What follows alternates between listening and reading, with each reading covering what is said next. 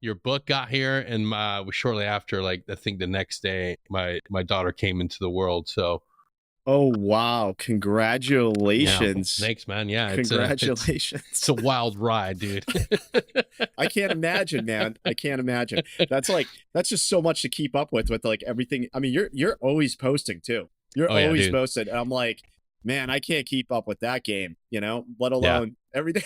Dude, That's insane. the secret is to continue the same op tempo and the same analysis mindset of a warrant officer on a detachment in everything you do. Yeah. And Yeah. I've it's like I was just changing a diaper before we jumped on, and dude, it's battle rhythm. Find a battle rhythm. I'm still trying to find it with her. Hmm. But she's fucking perfect, dude. She eats well, she sleeps well.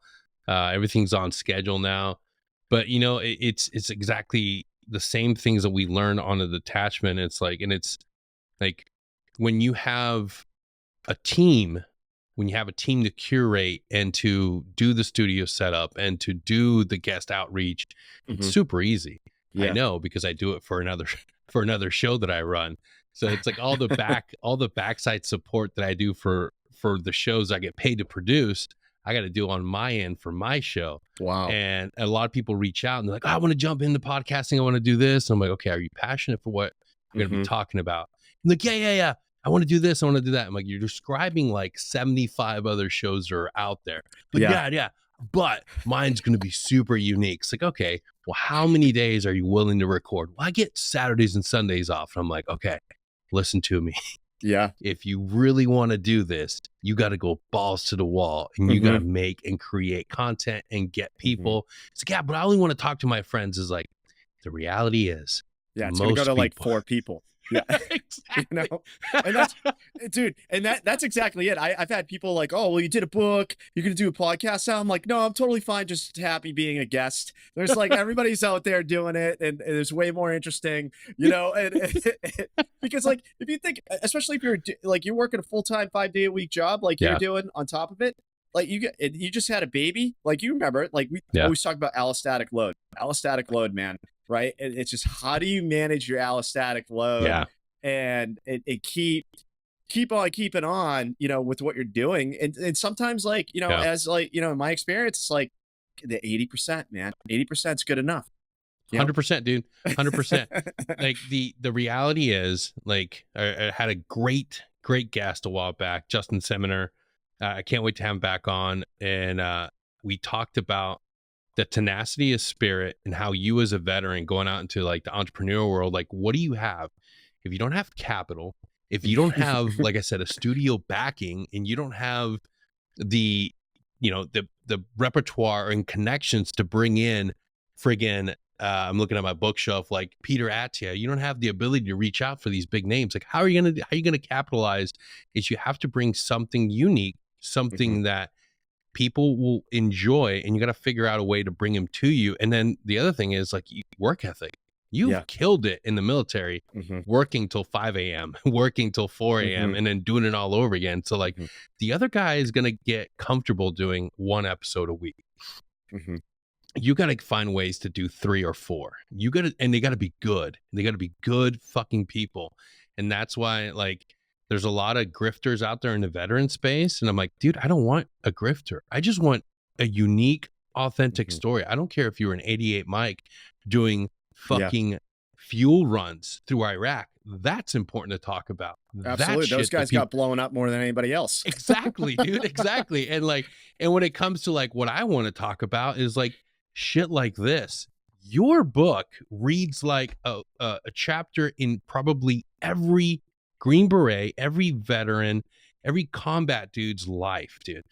Fun fact, I just reconnected with one of my great friends from the 82nd, and there's so many touch points in your own book, in your own lived story, that I'm just like, dude, we're all part of the same story, and we can help so many people come back from the void, get out of that pit of despair if we're willing to be vulnerable and write a book.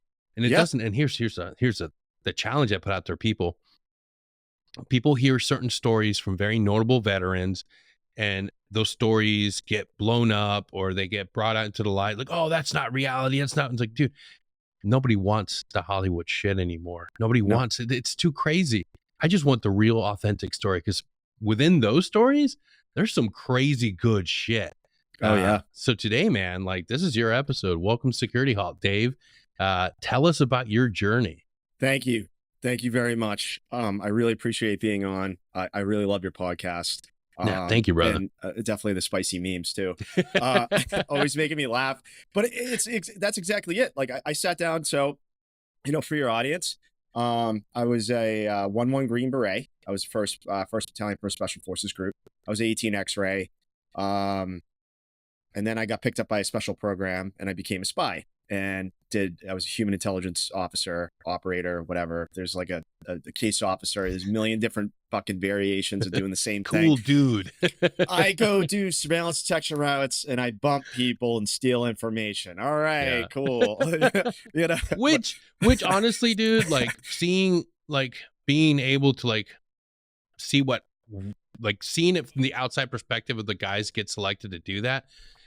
That is such a hard fucking job, and it's such a cool fucking thing when you brush against, like, you're already a Green Beret. You're already like, hey, you're pretty like comfortable. Like, I'm a cool fucking dude doing cool guy shit. And then you meet one of yous just in a shitty vehicle when maybe like his own area in a compound. It's like, oh, what's that? Oh, that's Dave. He brings us this. I was like, that's a lot of info. Yeah, he just goes out there for weeks at a time by himself, and he's got all that compound by himself. And he's like, hey guys, how's it going? Yeah, doing a barbecue. There's a case of beer in there, but don't tell anyone about it. Whole liquor cabinet. Maybe there's source meetings there. You don't know. But yeah, it is a cool job. But it's a full-time job. Like for me, I got attracted to. It was like something I kind of always wanted to do. In Special Forces, you get exposed to all these different things, right? And for me, I kind of was like, as we were pivoting away more from GWAT, even though that my book is still heavy GWAT OIR, phase, but like, it was like, how do I set myself up to be tip of the spear for this Cold War that we're at that time, when I was in from 2010 to 2023. And so it's like, how do I set myself up to be, in the center of this Cold War fight, right? This new age Cold War that we're doing. So, I grew up like reading those spy novels, Carey and stuff like that. And you're like, wow, this is really cool. So, I dabbled. I obviously, went out there and did it. I did a deployment with it, and then I had a follow-on operational assignment after that, which was really cool. But the thing is that this is what we're really talking about is, yes, I have a very cool cover. I wouldn't be very good at my job if I had too many cool guy photos, right? I mean, you can't really have too many cool guy photos as a clandestine dude, right? But like, we ended up, but the story is about my struggle with suicide. And so, and I think that when we talk about suicide, we kind of engage with it. It has like this icky taste in our mouth, and really nobody wants to sit around and ask why, right? Everybody kind of like, and so in the book, there was a couple suicides that I was exposed to, one good friend and one. And I remember I was in like, when I found out about it, I was in the depths of my own struggle. And I said, all right, I need to write a book about, I didn't say I needed to write a book right then, but I was like, I need to do something about it. Right. I didn't know what it was then. And it wasn't until I was, it's around 21. I was like, that's it. This seems like the way. And I didn't want to write because at the, this, and a lot of people that follow you probably agree with this, is that for years, the GWAT generation, it was like, go out, kick in doors, shoot motherfuckers in the face. You know what I mean? And granted, hell yeah, that shit's awesome. But no one's really telling about all the stuff that goes on in the background.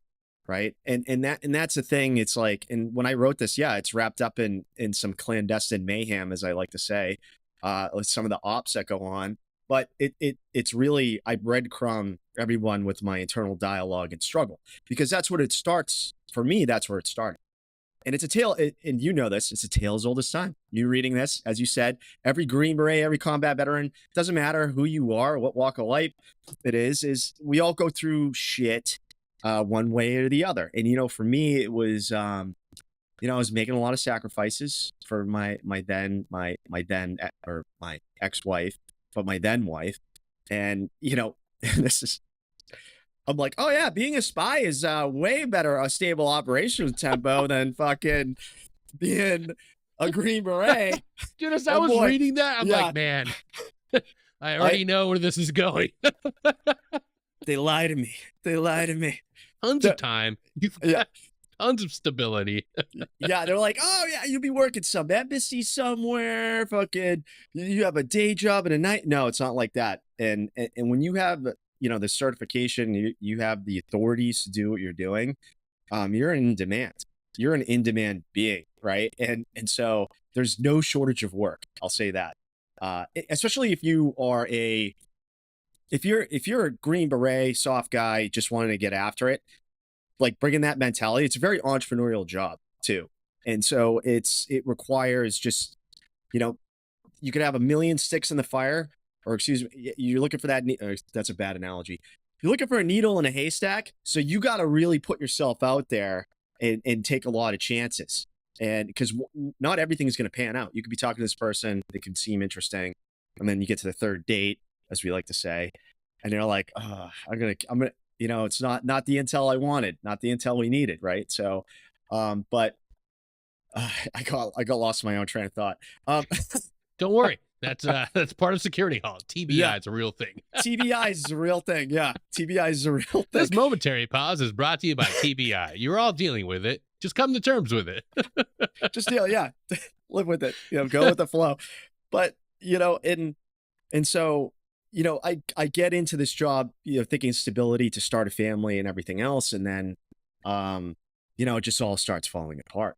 And then on top of that, I'm dealing with the divorce. I'm doing all this high stress training that's, you know, consistent. I mean, that's also part of me just being like, hey, I need to stay busy. I don't really, you know, that is like the quintessential, let's flip a switch, not really deal with it and just stay busy, you know, as opposed to being back in my empty apartment, you know, stewing over this, dealing with the lawyers. So it was like, I'm going out, I'm Jackie Ray Biggs. That was my phony name.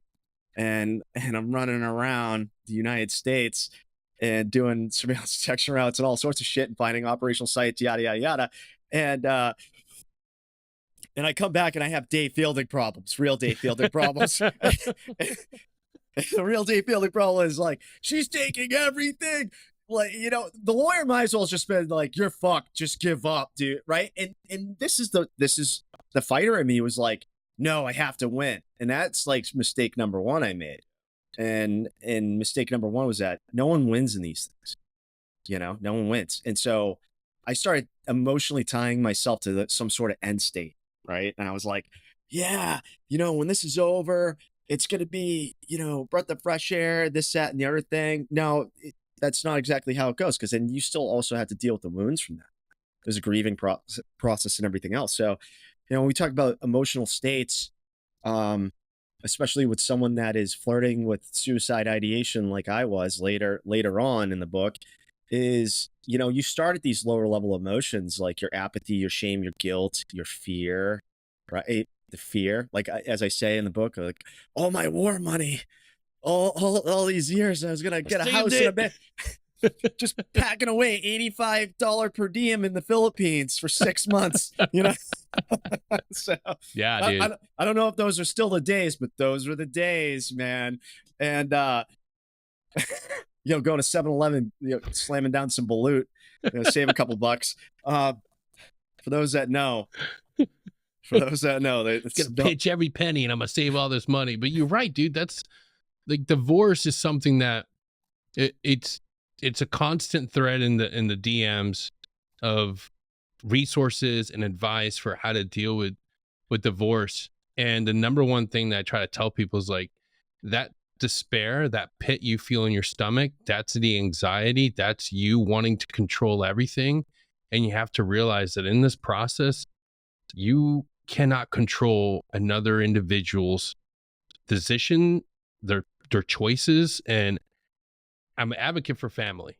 Fight for your marriage if it's salvageable. If you can come to terms and like walk it back, marriage, kids, those are important things. But when it's broken, when it's attacks and daggers and just nothing but hurt and pain, like you gotta let go of the anxiety of trying to control it. Like, yes, take care of yourself, find a lawyer, be smart, but breathe, take a knee. Just like you're walking into that new environment, you got dropped off, you walk into the woodlines, you're facing a new enemy, and that's divorce. Take a knee. There's no other way out. Take a knee, get your bearing, take a breath, and understand that, okay, this will pass. Right now, this sucks. I'm not going to be in control of everything. I can only control my actions. And let me tell you, you'll feel a lot better years down the road when you don't attack, when you don't yell, when you're not spiteful. Take care of yourself. Be smart. Get a lawyer. But understand that, like, if there's kids involved, if there's little ones that you're going to have to help co-parent, please be smart. Don't let anger win. Don't let anger win, and have faith. Get a lawyer, have faith. And that's the most painful thing to go through. I know. I went through one. It fucking sucks. And I didn't have the tools. I didn't have the resources. No. I was lucky enough. I had a truck that I slept in for a couple of weeks, and I kept an iPad. So I had Netflix. Those were fun times, let me tell you. Yeah, and you got your Whoopee. I got my Whoopee iPad. I'm in the back of this truck. I can do a couple MREs. And, that's one of the things I say in the book. I was like, man, if I was in Okie and I was still in my ODA, like, they would have just made me sleep in the basement, Yeah, Like, team room. Yeah, or the team room, and, because that's how my teammates were, that's one of the beautiful things in SF. But once you go over to the IC, you got to handle, they don't care. You handle your own shit, man. And so, losing that kind of support network was hard, but, I had people helping me out. I had people that were like, hey, I know you need to save money. When you come live with me, did I realize that was a fucking trap? I don't want to spoil the details in the book, but my clandestine mayhem, I get a lot of practice even before I deploy. So, but don't and that's kind of why I wrote the book for exactly what it is that don't make my mistakes either. These are the mistakes I made. So it was like emotionally tying myself to an end state, and the internal dialogue, at the time was, oh, I can't win. And that's apathetic. That's hopeless. Not a great place to be. I'm doing cool things. I'm moving on with my life, despite this stuff. But like, I know that was like where it kind of all started. Right. And so I was so emotionally invested into feeling like I win with something, right? Or feel like I'm not getting bent over the barrel, as a lot of people say, right? But it's like you said, it's like, get up, don't do what and I have case officer friends and this is, get a lawyer first before you even have the conversation. Don't try to be suave, because you've done a couple courses like I did. And, I had a case officer friend. He's like, did you run your ex-wife through a termination meeting? I was like, yeah. He's like, holy shit, dude. And I joke, I was friendly, firm, fair, and final, man. Like, and, but I didn't have any piece of paper. I laugh about it now, but, it's easy to laugh about now, but going through it, it's a totally different story. So it's like, and then tale as old as time, I meet this, beautiful captain, and she's the one, man. She's the one. Definitely wasn't the one. But like, and it's just making, I want to say, just classic mistakes. A dude thinking with his dick. That's it. Right. And I mean, my intentions were good. But I was in a rush. Because I was also so much fear was inside me. Right. All these conversations, all these lies we tell ourselves. We think, right? We're like, I'm in my mid-30s. No way I'm going to get married again. Or no one's going to want to be with a divorced dude. Like, this, that, and then I, after I finished like a portion of my training, start putting myself out there, I'm like, oh, this isn't bad. this is not bad at all. Like, but, you know, but I wasn't, you know, for me, everything, I was masking the pain. Right? Like, you know, not dealing with the root cause of everything. And so I keep on taking more on my plate. And eventually, I don't want to spoil too much of the book because I want you all to buy it. Into the Darkness by Dave Fielding. Go to Amazon right now. Audio book is in my voice. Just oh, nice. You read your own book. Hell yeah. And it's hell yeah. You get more of my personality than just reading it, you know? Yeah. But so. Yeah, the link to the book will be in the episode description. So if you can't wait, just go there right now and just pause and check it out. Thank you. I appreciate it. I'm my like own worst, like I can't promote myself, shamelessly promote myself that well. Oh, we'll have it on everything. Trust me, on the reels we share after this, and when this goes out into the streaming world, it'll be everywhere.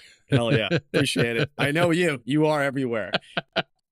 So, you know, it's like you're going through, I was masking all these things and I wasn't dealing with my shit. So, you know, fast forward, some things happen. I make some decisions with some clever clandestine work, but I'm basically forced to take this deployment to Iraq and Syria. Right. And I had a court date on the window in November, and they were like, it's September 2019. And so they're like, hey, we need you to deploy like in under 30 days. And, you know, Green Beret, no fucking problem, dude. Like, I don't care. Like, I've done this many times before. I've like turned out deployments in under a week, a couple days. And so, and I had a lot of the pre-training needed. And so, you know, I basically, and this is kind of another lesson learned was I think this is just due to the military or just being a Green Beret, but we're not going to say no to a deployment. Oh yeah. We're totally not going to say no to never. Right. And that's a thing. It's like our whole ethos, like we were, you know, I want to go out and do this job. Now, granted, I was slated to go later, but you know, this is what I'm telling the leadership is like, I'm like, well, you know, I'll go, but I kind of have this court date in November that I really need done. And you know, they like kind of played around with it for a little bit, but 2 weeks go by. So I lose 2 weeks of prep and they call me. They're like, you're fucking going, dude. And I'm like, really? Shit. And so I basically, you know, all that shit that was inside me about the divorce, I can't win, everything else. Like I legit had a breakdown. I legit broke down, you know, the thought of, and I remember, you know, my family was just telling me, they're like, just fucking settle and be done with it. You don't deploy with this over your head, especially doing what you're, you know, whatever it is that you're doing over there. And I'm like, absolutely. And, you know, I bit the bullet and, you know, 90 grand later, it was done. And I, you know, I showed up to Iraq a broke man, like mentally and financially. Yeah. So that's a hard one, man. Like, but totally. And it's like, we don't, you know, there wasn't any time to take a knee. There wasn't any time to let it process. And so I just went over there hitting the fucking ground running. And within a couple of weeks, you know, I worked on Baghdadi, did some of the OPE for Baghdadi. Oh, no shit. Yeah. And fuck yeah. And so a little bit, tiny piece of work, right? Yeah. Very, all the credit goes. Still, you got that in your background. And it was wicked funny because like my ODA buddies, they knew I went out there because I saw a couple of them at Bragg before I took off. And they're like, I fucking knew as soon as you get out there, shit was going to start dying, right? Like, I was like, oh, I love that. That's my reputation, man. But no, I mean, I had a very tiny role. You know, the guys that did the raid and the people that actually found them, you know, they deserve all the credit. You know what I'm saying? So, but it would, you know, work, like, you know, just having a tiny piece of anything, like people are like, no way. And I'm like, and I was kind of like, what? I'm like, I wasn't one of the assaulters. Like, everyone fucking relax. You know what I'm saying? It's like, you know, but whatever. Right. So, yeah, you're still part of the whole choir, the whole symphony. Yeah, exactly. I was, you know, the dude going around collecting money, you know, or whatever. little guy going between the pews. Here, you want to do a church or whatever? Yeah. But yeah, like we ended up, but you know, I still kept the pedal to the metal, right? And that's just kind of how I am. Cause like, I feel like every CENTCOM deployment at that point, they're like, oh yeah, you know, we're going to be wrapping it up in 6 months or a year, wrapping it up in 6 months or a year. Like everybody's always, you know, at that time frame, it was like, when are we pulling out? When are we pulling out? Or, you know, have we met mission? Are we at transition? You know, you think about the phases of unconventional warfare. Are we at transition yet? And it's just, you know, it's that back and forth. So I'm like, oh, I might not get another pump at this. I'm gonna just go as fucking go for the shoot for the, you know, shoot for the stars, right? And so I'm doing my job, you know. I'm doing some cool things. I'm working with everybody. Trying to think of where I'm gonna go with this. But I'm gonna try to stick to the script in the book. But what's been approved, right? So you know, eventually this relationship, you know, falls apart on me. I mean, at that point, that was the only personal thing that I had at that time, right? Like was that relationship that I had. Like my whole, I was like, you know, could easily be, you know, strung like a fiddle, you know? And so I kind of, you know, when it ended, everything that I wasn't dealing with at this point, all those internal dialogues, right? It started way back at spy school, comes rushing up, you know, to me. And I'm like sitting in my little tiny CHU, containerized housing unit, right? And, you know, I'm surrounded by, you know, I got Nate, I got frags, I got, you know, a whole arsenal, right? And I got my pistol right on my nightstand, little tiny nightstand. And it was like a whisper in my head, right? I'm saying to myself, I'm like, I can't fucking win. Couldn't win with her. I'm out here on this fucking deployment. I'm broke. What's it all for? My life is a joke. That's what I said. And then this is the whisper. It just said, just end it. That's what I was saying to myself, was just end it. And I don't know how long I had that staring contest with my pistol. I really don't, you know, because when you're in that shit, time kind of loses its relevance. And so I'm looking at it and I started to realize, you know, I felt like there was like a presence in that room. I really did. And it was like something like, you're needed, was whatever it was saying to me, but not really saying it, but that's what I felt. And I started realizing that the only thing I had left was the mission. That was it. And I remember saying, all I have fucking left is the mission. And I pushed the pistol away and I got up and I went to the gym. And, you know, I say that the mission saved me in that moment, you know, and as Green Berets, we all know, you know, why do we do it? For the mission. I remember very, very early on, Shane Shorter, right?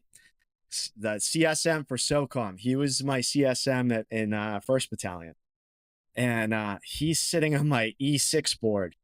And they're like, men are the mission, right? And I'm like, well, if there's no men, there's no mission. They're like, the mission, even if you're the last man standing. And I'm like, Roger, Sergeant Major. Answer has been updated. Yeah, exactly. So, but it was like in that moment but that's it, right? You know, yeah. that sort of holy devotion to the mission, you know, saved me. And I'm not shitting you, the fucking next day, my boss out there you remember the movie Tropic Thunder? Yeah. He was like Les Grossman. The Les Grossman of the Special Forces intelligence community. I'll say that. You know, 1 minute, you know, he's all like charming with us. The next minute, or, you know, he's all charming with CIA on the phone and he hangs up the phone. He's like, fucking loser. Like, you know, and sounds like an old warrant I knew. Yeah. Shout out to Heath. I loved all those guys I was on that deployment with, man. Great dudes, every single one of them. And so, but anyways, like he's like, hey, I need you to drop everything. You're going to work on this project with me. And I was like, I had cases. I work on other people's cases, had all this other shit going on. And I couldn't just drop, I can't drop all these projects. And he's like, no, trust me, you're going to want to do this. So I'm like, all right, cool. And it was about like, it's like kind of crazy that, no one, I mean, obviously in that environment, if I opened up about that, I knew it was done. My job was over. I go back, what's one more thing? What's one more L can I, at that point, gonna do me, So, we end up, so we're working on it, and, it's around January 2nd, 2020. I'm noticing all of our ISR is flying around Baghdad BAP. And I'm like, how peculiar. We just so happen to be working this for the past 2 fucking weeks. I wonder what's going to happen. And, at that point, I'm probably a solid 3 months into this deployment. And, everyone says, you know it in your bones when you hit 4 months, right? And I wasn't quite at that point yet, but like, I was getting tired. And I didn't even care what was going on in the ISR. We all seen enough kill TV where we're like, all right, bad guy's going to die. Cool. Going to bed. And, and I'm like bitching in our little tiny jock. And I'm like, man, I'm going to fucking bed. I don't care, dude. We've been chasing this ghost for like 2 goddamn weeks. Who cares? Blah, blah, blah. And they're like, no, Dave, you sit your ass down. And, they pull out a metal chair, one of those shitty metal chairs. Sit your ass in that chair right there. And, so as the intelligence foretold, an individual got off a plane, got in a black SUV, started driving away. And, same route, everything, all the work we did. And about, I forget exactly what point, how long it was, but saw the UAV lock on and launch a 114 at it. And I'm like, holy shit, right? What was that? And my buddy slaps me on the back and he goes, congratulations, you just bagged Qasem Soleimani. And we're like, I'm like, fucking Super Bowl moment, screaming, hollering, throwing shit. Like, it was just utter insanity. Yeah. And I remember the joke I made. I said, well, enjoy it while it lasts. We're all fucking dead tomorrow. But, regardless of the high of highs, I still had my problems I was dealing with. Yeah. I still had the problems I was dealing with. And it wasn't. And that's a reality for a lot of us to understand. Like the mission will get you through that initial crisis. And if you're listening and you've experienced the loss of a relationship on deployment, whether it's a girlfriend or a wife, or, you lost something fell apart while you were gone. All of us have been in that situation where then you're like, fuck it. Just focusing on gym and work. That's it. You'll get in the greatest shape of your life. You'll be honed in on the mission. You'll be fucking dialed in with laser focus. But that only gets you through for so long. Yep. And eventually that sort of like continues. That falls apart. That's another, like, it buffers you up. You're strong and resilient till eventually that isn't enough. I mean, like, I didn't even care. Yeah. I didn't even care. Like, it was, in that initial moment, it was great. But the next day I was just like, all right, whatever. I'm still stuck with all of my bullshit, Yeah. and so, so I ended up getting burned and then, thrown on a plane back home, about just shy of my 180. Oh, shit. And so I at that point I wasn't really complaining, I wasn't really complaining. Guys, bags are actually packed. I would probably say the most interesting story within my story is the the shenanigans that happened after all that, you know? I mean, they'll never see the light of day, but like, everything that we had to do to, you know, maintain our posture and everything else. Cause I mean, we were close to going to war with Iran at that time. And it was just every day, you know, I had my shit packed, you know, ready to go across the border in some way, shape or form. So, and, you know, at that point, that's what, you know, for me, that there was solace in, oh, I might not come back from this mission. Right. And so it's fucked up to say that, but that's what the internal dialogue was. Like, you know, I just wanted the pain over with, you know, but I didn't go through with actually doing it in the moment. And so, but the real battle, just like you said, didn't start until I got home. And now it's the middle, like COVID just kicked off. Oh, shit. And I'm stuck with dealing with my fucking, you know, now I have all the time in the world to unpack, right? I get a phone call from work. I'm like, hey, what do I do? What do I do? I just got home. They're like, we don't know yet, but you earned some good time off. And I'm like, time off? I want my fucking life back, right? Like, you know, I don't need time off right now. Oh God, you know, and so I'm just, but honestly though, these are the moments that really test you to make you stronger. You can, and I think the thing that I said to myself when I came home was I had a bottle. I like Balvenie Scotch. It's one of my favorite scotches. And I had a bottle of Balvenie tucked away, waiting for me when I got back. And I was like, you know what, man, I'm not doing that. And I said, you know, whatever, this is what I said to myself. I said, whatever the fuck this is, I'm going to get through this. Whatever the fuck this is, I'm going to figure it out. And, you know, if you think of all the apathy, the internal dialogue, the fear, the anger, all that anger, functioning on anger every day, right? Projecting my bullshit into my work in some way, shape, or form. I had nowhere to go. But by simply saying that, making that deal with myself, that takes some courage. And, you know, courage is a better emotion than wallowing in shame, guilt, you know, and hopelessness, you know? And so I think, you know, having that sort of mindset, it wasn't that, and it was a full gambit of emotions, you know, a roller coaster. Some days were good, some days were bad. And again, you know, my coping mechanism, the only coping mechanism any of us could have done during that time was fitness. And I was running to the Abe Lincoln. I lived in DC, so I was running to Abe Lincoln Memorial every day, and it's about like almost 6 miles round trip. And there was no one on the mall. It was really spooky. And I'm just sitting, you know, pounding pavement, you know, trying to figure this out. What the fuck? Where did it all go wrong? And again, like some of those emotions, they would resurface. Oh, I could have did this better. I could have did that better. If I only did this, right? None of that shit matters. You know, you're here.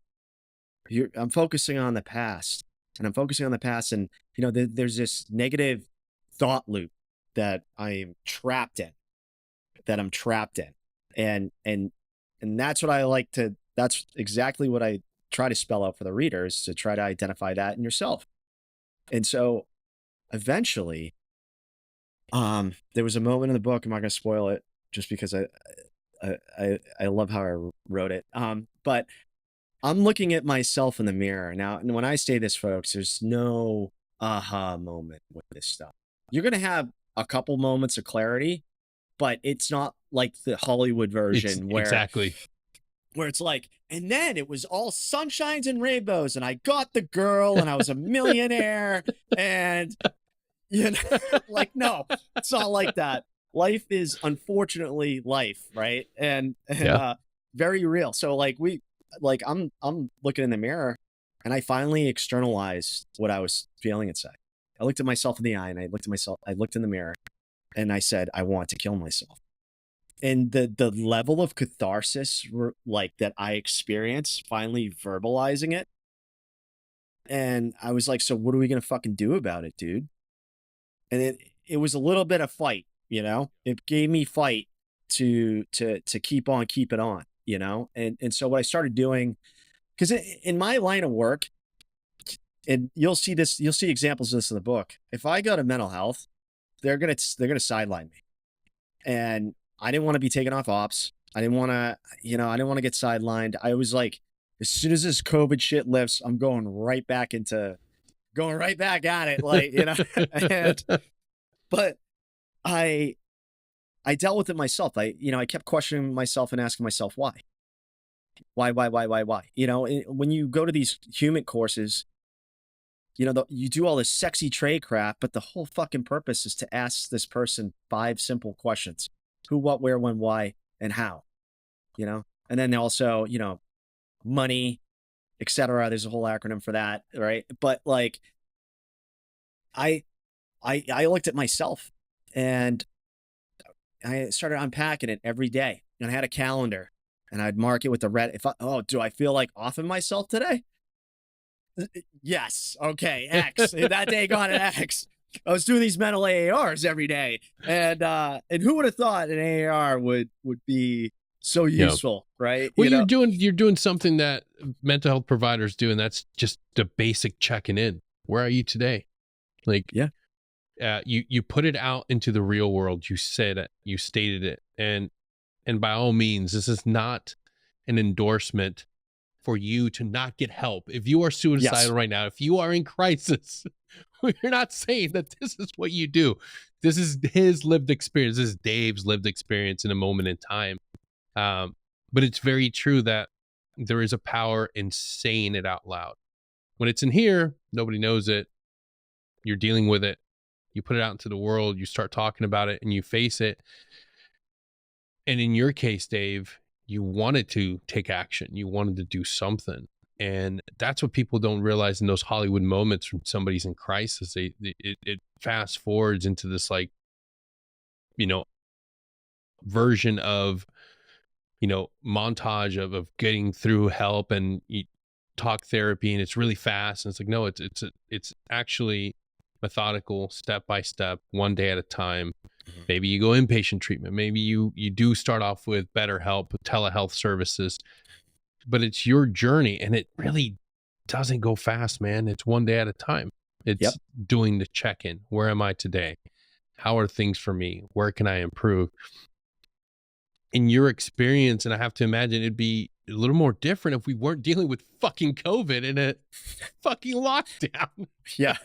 Where you really are by yourself. Yeah.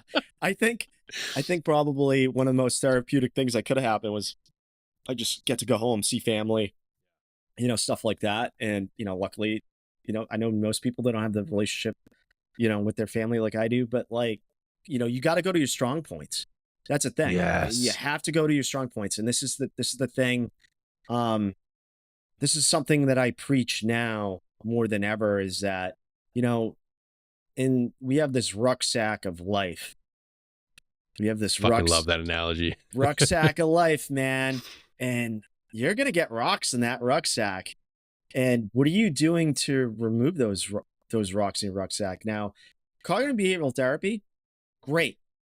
Doing a psychedelic retreat, great. There is when you start looking at your life holistically. Now, this is the kind of thing where especially soft, like if you look at me in this example in the book, this version of myself, I was all in on work.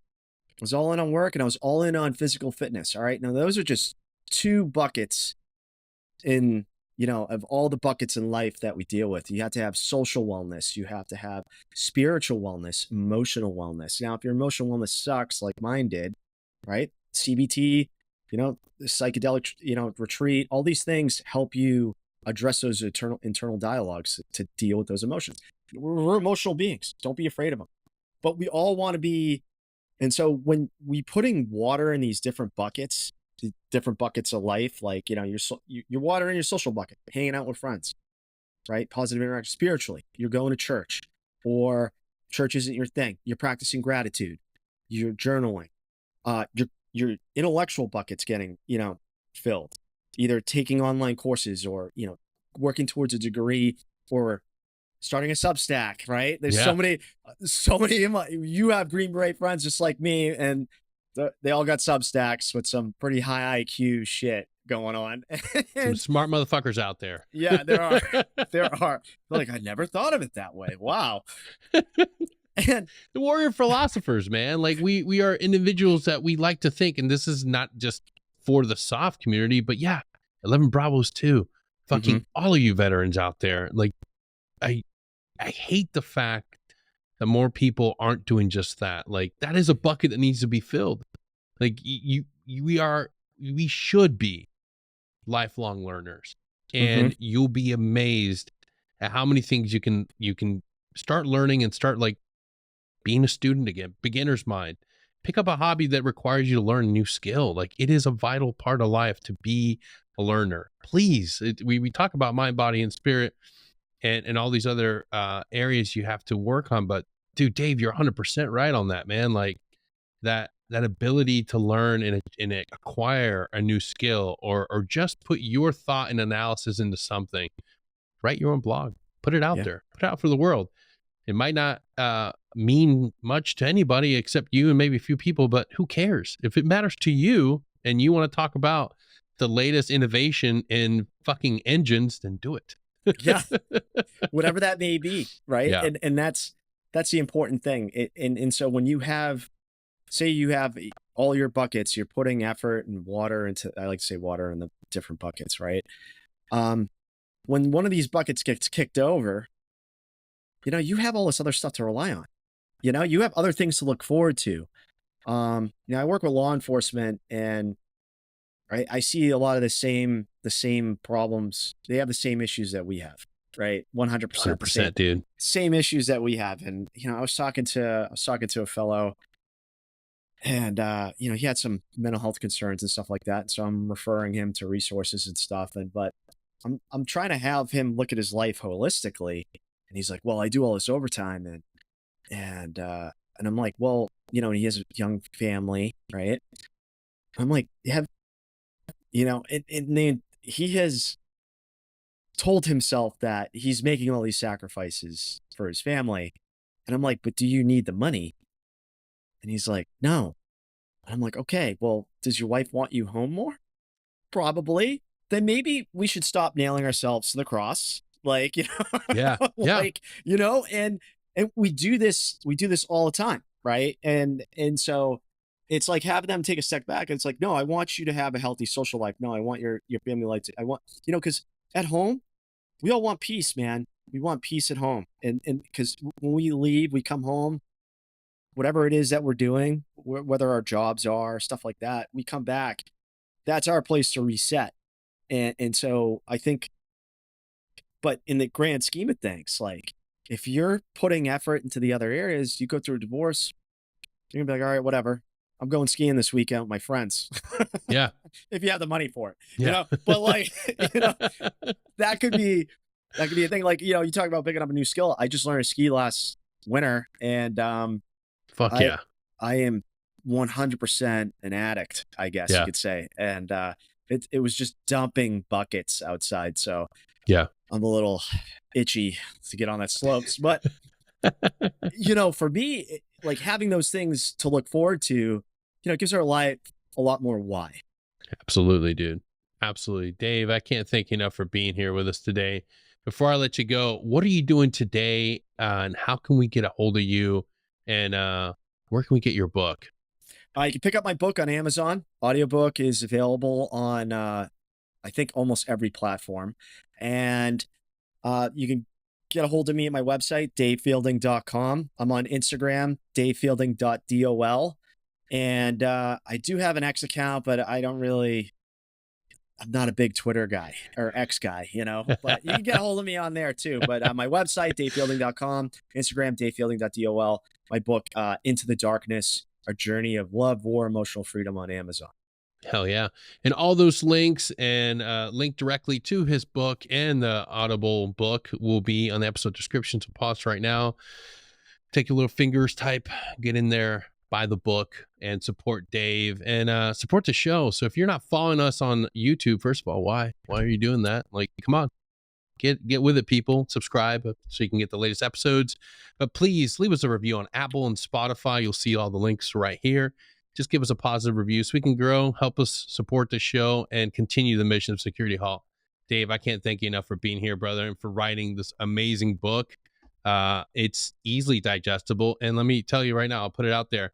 If you want a copy for free, get into the DMs. Just send us a message saying bananas, and I will pick 5 of you, and I will send you a book, because we got to support our authors. And if you've got a book, I want to hear about it. Come on the show. Slide on into the DMs. It's easiest on Instagram, but you can always email us at sechaltpodcast@gmail.com. I'm Deny Caballero. I am so grateful for you for tuning in, and we'll see you all next time. Till then, take care.